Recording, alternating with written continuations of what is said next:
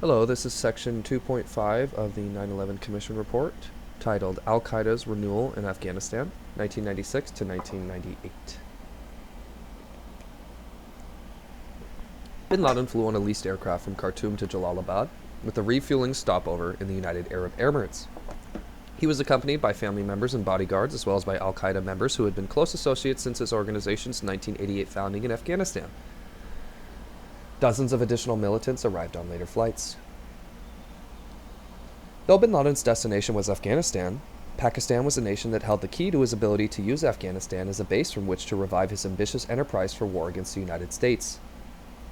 For the first quarter century of its existence as a nation, Pakistan's identity had derived from Islam, but its politics had been decidedly secular.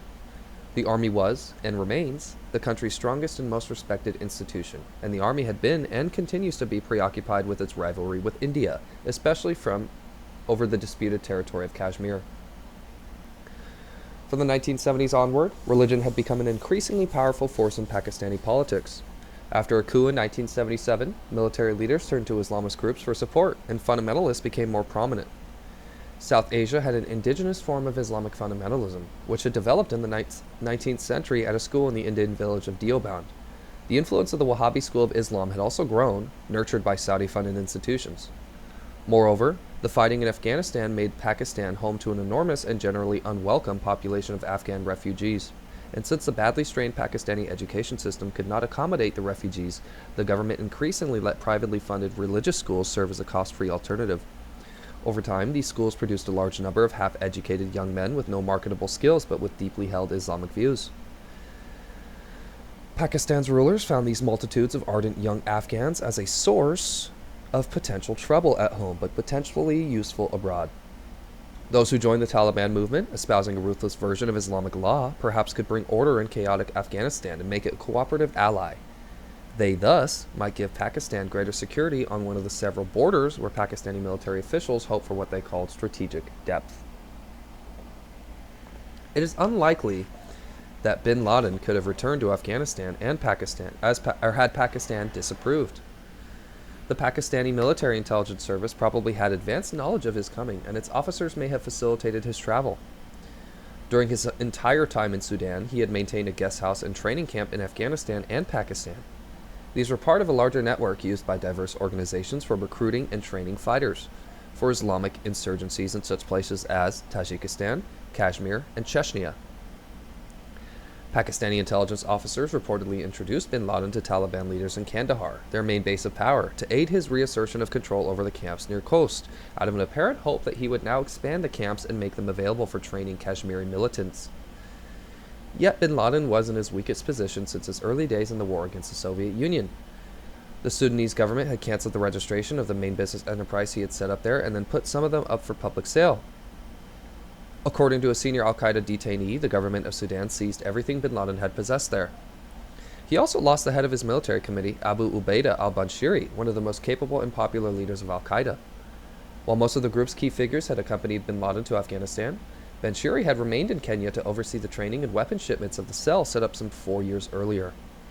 He died in a ferryboat accident on Lake Victoria just a few days after bin Laden arrived in Jalalabad, leaving bin Laden with a need to replace him not only in Shura but also as a supervisor of the cells in prospective operations in East Africa. He had to make other adjustments as well, for some al-Qaeda members viewed bin Laden's return to Afghanistan as occasion to go off in their own directions. Some maintained collaborative relationships with al-Qaeda, but many disengaged entirely. For a time, it may not have been clear to bin Laden that the Taliban would be his best ally. When he arrived in Afghanistan, they controlled much of the country, but key centers including Kabul were still held by rivalry warlords. Bin Laden went initially to Jalalabad, probably because it was in an area controlled by a provincial council of Islamic leaders who were not major contenders for national power. He found lodgings with Yunus Khalis, the head of one of the main Mujahideen factions.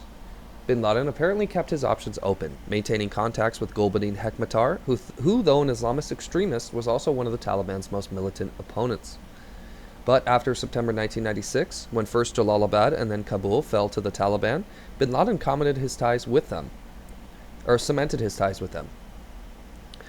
That process did not always go smoothly. Bin Laden, no longer constrained by the Sudanese, clearly thought that he had new freedom to publish his appeals for jihad. At about the time when Taliban were making the final drive toward Jalalabad and Kabul, bin Laden issued his August 1996 fatwa saying that we have been prevented from addressing these Muslims, but expressing relief that by the grace of Allah, a safe base here is now available in the high Hindu Kush mountains in Khorasan. But the Taliban, like the Sudanese, would eventually hear warnings, including from the Saudi monarchy. Though bin Laden had promised Taliban leaders that he would be circumspect, he broke his promise almost immediately, giving an inflammatory interview to CNN in March 1997. The Taliban leader Mullah Omar promptly invited bin Laden to move to Kandahar, ostensibly in the interest of bin Laden's own security, but more likely to situate him where he might be easier to control. There's also evidence that around this time, bin Laden sent out a number of feelers to the Iraqi regime offering some cooperation. None are reported to have received a significant response. According to one report, Saddam Hussein's efforts at this time to build relations with the Saudis and other Middle Eastern regimes led him to stay clear of bin Laden. In mid-1998, the situation reversed. It was Iraq that reportedly took the initiative. In March of 1998, after bin Laden's public fatwa against the United States, two Al-Qaeda members reportedly went to Iraq to meet with Iraqi intelligence. In July, an Iraqi delegation traveled to Afghanistan to meet first with the Taliban and then with bin Laden. Sources reported that one or perhaps both of these meetings was apparently arranged through bin Laden's Egyptian deputy, Zawahiri, who had ties of his own to the Iraqis. In 1998, Iraq was under intensifying U.S. pressure, which culminated in a series of large air attacks in December. Similar meetings between Iraqi officials and bin Laden or his aides may have occurred in 1999 during a period of some reported strains with the Taliban. According to the reporting, Iraqi officials offered bin Laden a safe haven in Iraq. Bin Laden declined, apparently judging that his circumstances in Afghanistan remained more favorable than the Iraqi alternative. The reports describe friendly contacts and indicate some common themes in both sides: hatred of the United States. But to date, we have seen no evidence that these or the earlier contacts ever developed into a collaborative operational relationship. Nor have we ever seen evidence indicating that Iraq cooperated with Al-Qaeda in developing or carrying out any attacks in the United States. It's a strong statement there. Bin Laden eventually enjoyed a strong financial position in Afghanistan, thanks to Saudi and other financiers associated with the Golden Chain. Through his relationship with Mullah Omar and the monetary and other benefits that it brought the Taliban, bin Laden was able to circumvent restrictions. Mullah Omar would stand by him even when other Taliban leaders raised objections. Bin Laden appeared to have been in Afghanistan a freedom of movement that he lacked in Sudan. Al-Qaeda members could travel freely within the country, enter and exit it without visas or any immigration procedures, purchase and import vehicles and weapons, and enjoy the use of official Afghan Ministry of Defense license plates. Al-Qaeda also used the Afghan state-owned Ariana Airlines to courier money into the country. The Taliban seemed to open doors to all who wanted to come to Afghanistan to train the camps. The alliance with the Taliban provided Al-Qaeda a sanctuary in which to train and indoctrinate fighters and terrorists, import weapons, forge ties with other jihad groups and leaders, and plot and staff terrorist schemes. While bin Laden maintained his own Al-Qaeda guest house and camps for vetting and training recruits, he also provided support and benefited from the broad infrastructure of such facilities in Afghanistan he made available to the global network of Islamist movements. U.S. intelligence estimates put the total number of fighters who underwent instruction in bin Laden-supported camps in Afghanistan from 1996 through 9/11 at 10 to 20,000. In addition to training fighters and special operators, this larger network of guest houses and camps provided a mechanism by which Al-Qaeda could screen and vet candidates for induction into its own organization. Thousands flowed through the camps, but no more than a few hundred seem to have become Al-Qaeda members. From the time of its founding, Al-Qaeda had employed training and indoctrination to identify worthy candidates. Al-Qaeda continued, meanwhile, to collaborate closely with the many Middle Eastern groups in Egypt, Algeria, Yemen, Lebanon, Morocco, Tunisia, Somalia, and elsewhere, with which it had been linked when bin Laden was in Sudan. It also reinforced its London base and its other offices around Europe, the Balkans, and the Caucasus. Bin Laden bolstered his links to extremists in Southeast Asia and South Asia, including the Malaysian, Indonesian G, and several Pakistani groups engaged in the Kashmir conflict. The February 1998 fatwa thus seems to have been kind of a public launch of a renewed and stronger Al-Qaeda after a year and a half of work. Having rebuilt his fundraising network, bin Laden had again become the rich man of the jihad movement. He had maintained or restored many of the links with terrorists everywhere or elsewhere in the world, and he had strengthened the internal ties in his own organization. The inner core of al-Qaeda continued to be a hierarchical top-down group with defined positions, tasks, and salaries. Most, but not all, in his core swore fealty or bayat to bin Laden. Other operatives were committed to bin Laden or to his goals and would take assignments for him, but they did not swear bayat and maintained or tried to maintain some autonomy. A looser circle of adherents might give money to al-Qaeda or train in its camps, but remained essentially independent. Nevertheless, they constituted a potential resource for al-Qaeda. Now effectively merged with Zawahiri's Egyptian Islamic Jihad, al-Qaeda promised to become the general headquarters for international terrorism without the need for the Islamic Army Shura. Bin Laden was prepared to pick up where he had left off in Sudan. He was ready to strike at the head of the snake. Al-Qaeda's role in organizing terrorist operations had also changed. Before the move to Afghanistan, it had concentrated on providing funds, training, and weapons for actions carried out by members of allied groups.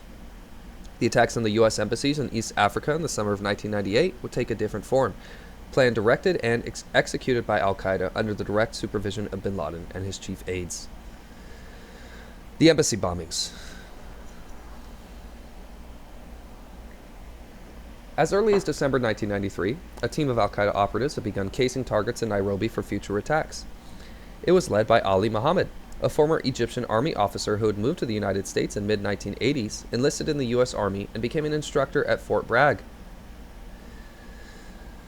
He had provided guidance and training to extremists at the Farouk Mosque in Brooklyn, including some who were subsequently convicted in the February 1993 attack on the World Trade Center. The casing team also included a computer expert whose write-ups were reviewed by al-Qaeda leaders. The team set up a makeshift laboratory for developing their surveillance photographs in an apartment in Nairobi where the various al-Qaeda operatives and leaders based in or traveling to the Kenya cell sometimes met. Banshiri, al-Qaeda's military committee chief, continued to be the operational commander of the cell. But because he was constantly on the move, bin Laden had dispatched another operative, Khalid al-Fawaz, to serve as the on-site manager. The technical surveillance and communications equipment employed for these casing missions included state-of-the-art video cameras obtained from China and from dealers in Germany. The casing team also reconnoitered targets in Djibouti. As early as January 1994, bin Laden received the surveillance reports, complete with diagrams prepared by the team's computer specialists. He, his top military committee members, Banshiri, and his deputy, Abu Hafs al-Masri, also known as Mohammed Atef, and a number of other al-Qaeda leaders reviewed the reports, agreeing that the U.S. Embassy in Nairobi was an easy target because a car bomb could be parked close by, then began to form a plan. Al-Qaeda had begun developing the tactical expertise for such attacks months earlier, when some of its operatives, top military committee members, and several operatives who were involved with the Kenya cell among them, were sent to Hezbollah training camps in Lebanon. The cell in Kenya experienced a series of disruptions that may in part account for a relatively long delay before the attack was actually carried out. The difficulties bin Laden began to encounter in Sudan in 1995, his move to Afghanistan in 1996, and the months spent establishing ties with the Taliban may also have played a role, as did Banshiri's accidental drowning. In August of 1997, the Kenya cell panicked. The London Daily Telegraph reported that Madani al-Tayyib, formerly head of al-Qaeda's finance committee, had turned himself over to the Saudi government. The article said, incorrectly, that the Saudis were sharing Tayyib's information with the U.S. and British authorities. At almost the same time, cell members learned that U.S. and Kenyan agents had searched the Kenya residence of Wadi al-Haj, who had become the new on-site manager in Nairobi, and that Haj's telephone was being tapped. Haj was a U.S. citizen who had worked with bin Laden in Afghanistan in the 1980s, and in 1992 he went to Sudan to become one of al-Qaeda's major financial operatives. When Haj returned to the United States to appear before a grand jury investigating bin Laden, the job of a cell manager was taken over by Harun Fazul, a Kenyan citizen, who had been in bin Laden's advance team to Sudan back in 1990. Harun faxed a report on the security situation to several sites, warning that the crew members in East Africa are in grave danger in part because America knows that the followers of bin Laden carried out the operation to hit Americans in Somalia. The report provided instructions for avoiding further exposure. On February 23, 1998, bin Laden issued his public fatwa. The language had been in negotiation for some time as part of the merger underway between bin Laden's organization and Zawahiri's Egyptian Islamic Jihad. Less than a month after the publication of the fatwa, the teams that were to carry out the embassy attacks were being pulled together in Nairobi and Dar es Salaam, The timing and content of their instructions indicate that the decision to launch the attacks had been made by the time the fatwa was issued. The next 4 months were spent setting up the teams in Nairobi and Dar es Salaam. Members of the cells rented residences and purchased bomb-making materials and transport vehicles. At least one additional explosive expert was brought in to assist in putting the weapons together. In Nairobi, a hotel room was rented to put up some of the operatives. The suicide trucks were purchased shortly before the attack date. While this was taking place, bin Laden continued to push his public message. On May 7th, the deputy head of al-Qaeda's military committee, Mohammed Atef, faxed to bin Laden's London office a new fatwa issued by a group of sheikhs located in Afghanistan. A week later, it appeared in Al-Quds Al-Arabi, the same Arabic language newspaper in London that had first published bin Laden's February fatwa, and it's conveyed the same message: the duty of Muslims to carry out holy war against the enemies of Islam and to expel the Americans from the Gulf region. 2 weeks after that, bin Laden gave a videotaped interview to ABC News with the same slogans, adding that we do not differentiate between those dressed in military uniforms and civilians. They are all targets in this fatwa. By August 1st, members of the cells not directly involved in the attacks had mostly departed from East Africa. The remaining operatives prepared and assembled the bombs and acquired the delivery vehicles. On August 4th, they made one last casing run at the embassy in Nairobi. By the evening of August 6th, all but the delivery teams and 1 or 2 persons assigned to remove the evidence trail had left East Africa. Back in Afghanistan, bin Laden and the al-Qaeda leadership had left Kandahar for the countryside, expecting U.S. retaliation. Declarations taking credit for the attacks had already been faxed to the joint al-Qaeda Egyptian Islamic Jihad office in Baku with instructions to stand by for orders to instantly transmit them to Al-Quds Al-Arabi, once proclaimed the formation of the Islamic Army for the liberation of the holy places, and 2 others, one for each embassy, announced that the attack had been carried out by a company of a battalion of this Islamic army. On the morning of August 7th, the bomb-laden trucks drove into the embassies roughly 5 minutes apart, about 10:35 a.m. in Nairobi and 10:39 a.m. in Dar es Salaam. Shortly afterwards, a phone call was placed from Baku to London. The previously prepared messages were then faxed to London. The attack on U.S. embassies in Nairobi destroyed the embassy and killed 12 Americans and 201 others. Almost all Kenyans, about 5,000 people, were injured. The attack on the U.S. Embassy in Dar es Salaam killed 11 more people, none of them Americans. Interviewed later about the deaths of the Africans, bin Laden answered that when it becomes apparent that it would be impossible to repel these Americans without assaulting them, even if this involved the killing of Muslims, this is permissible under Islam. Asked if he had indeed masterminded these bombings, bin Laden said that the World Islamic Front for Jihad against Jews and Crusaders had issued a crystal clear fatwa. If the instigation for jihad against the Jews and the Americans to liberate the holy places is considered a crime, he said, let history be witness that I am a criminal.